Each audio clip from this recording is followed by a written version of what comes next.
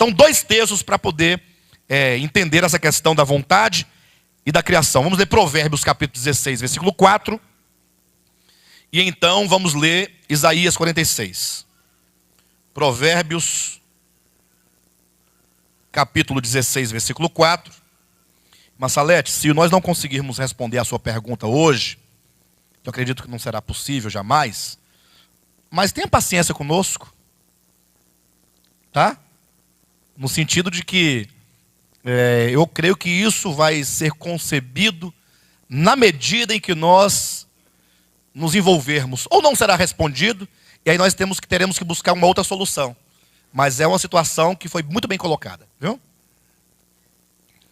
Provérbios 16, 4.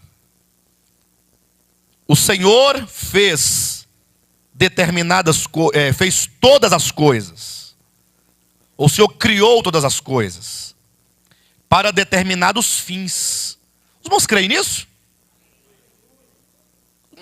É difícil crer nisso, irmãos. Irmão, eu posso confessar uma fraqueza minha? Vocês querem que eu confesse uma fraqueza? Geralmente pastores não confessam fraquezas, né? Eu vou confessar uma fraqueza minha. Eu creio na Escritura porque ela é a palavra de Deus. Mas não é simples assim. Eu preferiria, e essa é a minha fraqueza, crer de outra maneira. Porque é mais fácil crer de outra maneira. Você crê na ilusão, na ingenuidade, de que Deus, Ele não queria o mal. Não queria o mal. Mas então Ele queria o mal? Se Ele não queria o mal, então pelo menos existe uma força que não é Ele que consegue resisti-lo e por muito tempo. Mas a Bíblia diz, o Senhor fez todas as coisas. Não diz que Ele fez algumas coisas. Não, todas as coisas que Ele fez. Todas. Para determinados fins. Então, Deus nada criou sem razão. Deus não criou algo sem um motivo, sem uma razão de ser. Ele criou para um objetivo. Tudo está programado. É igual um relógio. Se você abrir o relógio e ver o mecanismo, talvez você não entenda como funciona aquele mecanismo. Mas ali tem muitas engrenagens, todas se movendo ali para um objetivo. Nada pode sair do lugar. Se tirar uma engrenagem daquela, tudo sai da rota do... Enfim. E aí diz o texto. Pastor, mas todas as coisas? Até o perverso? Aí a Bíblia responde. E até o perverso. Para o dia da calamidade. Está escrito aí. E eu costumo orientar os discípulos de Cristo a sempre dizerem amém a palavra de Deus, ainda que eu não entenda no momento. Eu não entendo muitas coisas, eu confesso que está longe da minha concepção, da minha compreensão. Mas o fato de eu não compreender não pode anular ou colocar em descrédito a verdade. Não é? Agora, abra no livro de Isaías, no capítulo 46. Eu estou tentando aqui chegar até o livro do Apocalipse, né? No sentido de criar um caminho para que nós venhamos a ficar deslumbrado diante do Apocalipse. 46, versículo 8, 9 e 10. Presta atenção, em nome de Jesus, olhem para mim por um momento. O capítulo 46 fala sobre os ídolos. Se os irmãos lerem aí o versículo 1, 2, 3, 4 em diante, o que os irmãos vão observar? Que o profeta Isaías vai descrevendo aqui os ídolos criados pelos homens e vai falando quão vãos são os ídolos. Porque os ídolos sequer, eles podem andar de um lugar para o outro. Imagine que um ídolo, para ele sair de um lugar e ir para o outro, aquele que fez o ídolo tem que colocá-lo nas costas e levá-lo. Então chega num dado momento, que é o versículo 8, em que se coloca aqui o falar divino em oposição aos ídolos. E entenda ídolos aqui não somente como uma imagem de escultura, mas a qualquer ser que porventura se coloque como sendo Deus. Diz assim, versículo 8. Lembrai-vos disto, e tende ânimo. Tomai-o a sério, ó prevaricadores. Versículo 9. Lembrai-vos das coisas passadas da antiguidade. 2 pontos. Aqui é Deus dizendo, lembrai-vos, você tem que olhar para trás. Quando diz lembrai-vos das coisas da antiguidade, as coisas passadas, ou seja, olhe para o começo. É isso que ele está dizendo. Você não quer entender o Apocalipse? Olhe para o começo. Para você poder entender o que vai ser o fim. Lembrai-vos das coisas do passado, da antiguidade. 2 pontos. Que eu sou Deus e não há outro. Eu sou Deus e não há outro semelhante a mim. Então ele começa dizendo, olha, não há outro Deus. Não há outro Deus. Eu sei que muitos se dizem deuses. Muitos se fazem deuses. Mas só um, ou melhor, só o Eterno pode falar, eu sou Deus e não há outro Deus além de mim. Eu costumo geralmente trazer uma problemática. Falar isso não é fácil, irmãos? Honestamente falando. Qualquer um poderia falar, eu sou Deus. Eu poderia subir no alto de uma montanha e gritar, eu sou Deus e não há outro Deus além de mim. Aqui foi dito por Yahvé, né? Mas o que o torna Deus? Por que que ele é Deus e por que Lúcifer não é Deus? Lúcifer, agora diabo, Satanás, ele não quer ser Deus? Ele não quis elevar-se ou elevar o seu trono e ser igual a Deus? Por que que ele não é Deus? Porque ele foi criado. Sim. Mas veja só o que diz o versículo 10. Que desde o princípio,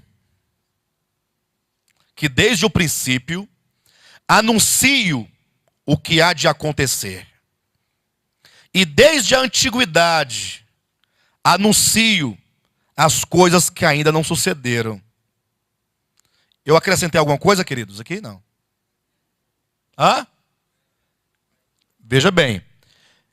Eu sou Deus e não há outro além de mim, que desde o princípio anuncio o que há de acontecer, e desde a antiguidade anuncio as coisas que ainda não sucederam.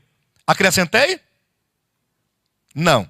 Esse anunciar, esse anuncio, o segundo anuncio que eu coloquei, ele está aqui. Essa vírgula aí, não tem uma vírgula aí? Olha aí, ó.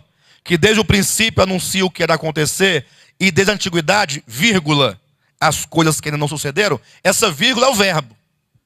Certo, irmão? Essa vírgula está aí para marcar a elipse do verbo, ou seja, o verbo está suspenso, para não ficar repetitivo. Eu anuncio. Para evitar a repetição, coloca-se essa vírgulazinha aí para sinalizar que o verbo está aí. Chama-se elipse, tá? Então veja, desde o princípio eu anuncio o que vai acontecer, e desde a antiguidade eu anuncio as coisas que ainda não sucederam. Dá uma pausa e olhem para mim. Queridos, você sabe como é que a maioria dos estudiosos e eruditos interpretam esse texto?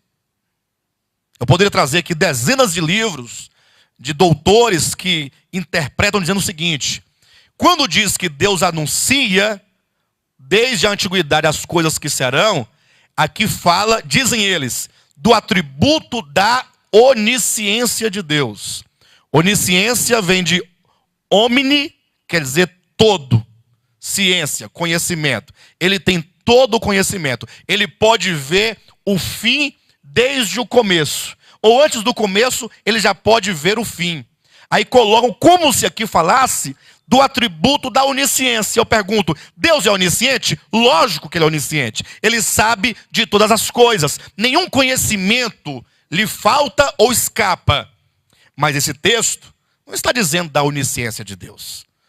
Está falando de quê então, pastor? Se ele anuncia com antecedência o fim, ele não está prevendo, não está falando o que ele pode ver antecipadamente? Não. Olha o restante do versículo. Que digo, esse Deus aqui é aquele que diz. Diz quando? Ele diz no começo, olhai para as coisas passadas da antiguidade. Volte ao princípio, volte ao Gênesis, volte ao começo de tudo. Lá quando no início Deus determinou criar todas as coisas, ele disse: o meu conselho, ou que fosse a minha vontade, ou que fosse o meu propósito, ou que seja o meu plano. A palavra grega, hebraica aqui, ela concebe todas essas nuances, né? A minha vontade, o meu conselho, o meu propósito, o meu plano. O que significa que Deus não começa a criar criando. Ele começa a criar planejando. Por isso que em Apocalipse 4:11 diz que todas as coisas ele criou a partir da vontade. Tudo nasce aqui no coração de Deus. Aquilo que será, aquilo que virá, aquilo que vai se materializar, aquilo que vai acontecer no tempo e no espaço, esteve primeiramente dentro do coração dele. Por isso, uma vez que ele projeta no coração, ele diz: o meu conselho permanecerá de pé. Ou seja, ele não está prevendo o possível. Ou seja, ele não está prevendo o futuro. Ele está determinando o futuro. Tem uma tremenda diferença entre prever e determinar. Vocês não sabiam que é possível, eventualmente, alguém prever algo? Por exemplo, João, com as suas visões e arrebatamentos, ele previu o que será. O Apocalipse, da perspectiva de João, é previsão. Vocês entendem? Para João, ele está prevendo, porque ele teve a visão. Então ele pode falar aquilo que ele viu que será. Agora, para Deus, o Apocalipse não é previsão. Para Deus, o Apocalipse é o quê? É um decreto. É a determinação daquilo que ele quer que seja, do modo como ele quer que seja. Só um segundinho, viu, Isaac? Por isso diz: o meu conselho permanecerá de pé. E aqui é a grande prova de que ele é Deus mesmo, queridos. Porque se você olhar a história, desde o princípio, Gênesis capítulo 1, versículo 1, nessa perspectiva longitudinal, de lá para frente, passando pelas eras, pelos impérios, pela força da natureza, pelo universo. Olhe para o universo, que coisa extraordinária. Isso é uma coisa fantástica. Para os homens maus, para os reis, para os príncipes, para as adversidades. E você fala assim: olha, o meu plano, o meu projeto, minha vontade, ou que seja, o meu conselho, permanecerá em pé. Em pé, mesmo que eu fale assim, permanecerá intacto. Nada vai mudá-lo, nada. Imagine isso. Como é que pode ser isso? Quem no universo é capaz de falar? Por exemplo, o diabo, Lúcifer, caído, ele não tinha um propósito também no coração ou não tinha? Tinha ou não tinha? Ele tinha força? Ou não tinha força? Tinha uma certa força, um certo poder, mas ele pode falar: o meu projeto permanecerá de pé? Ele pode falar isso? Quem é que pode falar isso? Mas não é aquilo que diz: olha, o que aconteceu, eu falei. Não. Antes de acontecer, ele fala assim: será assim. É por isso que aqui nós temos a palavra profética. A palavra profética, ela é previamente estabelecida, de modo que ele diz: farei toda a minha vontade. Ou seja, o conselho de Deus, que é o projeto de Deus, que é o plano de Deus, que é a economia de Deus, nasce da vontade. Eu farei a minha vontade. Deus tem uma vontade no coração. Ou não tem uma vontade? Ele diz: eu vou fazer a minha vontade. Eu vou cumprir a minha vontade. Eu vou realizar a minha vontade. Mas Deus, e se? Não tem si para Deus. Vai explodir o mundo, ele vai fazer. Você vai chorar, você vai gemer, você vai grunhir. Ele vai fazer a vontade dele. Não é sem razão que Jesus falou em Mateus capítulo 24: passarão os céus e a terra. Esse passarão não é profético, a terra já vão passar, não. É como que ele dissesse: que passem os céus e a terra, que exploda tudo. Pode até desaparecer a terra. As minhas palavras não passarão. Se cumprirão, a gente fala tintim por tintim. Aí numa linguagem mais rebuscada, nenhum tio cairá da lei ou dos profetas, nem um pingo, no nosso entendimento, nenhuma vírgula que parece tão insignificante.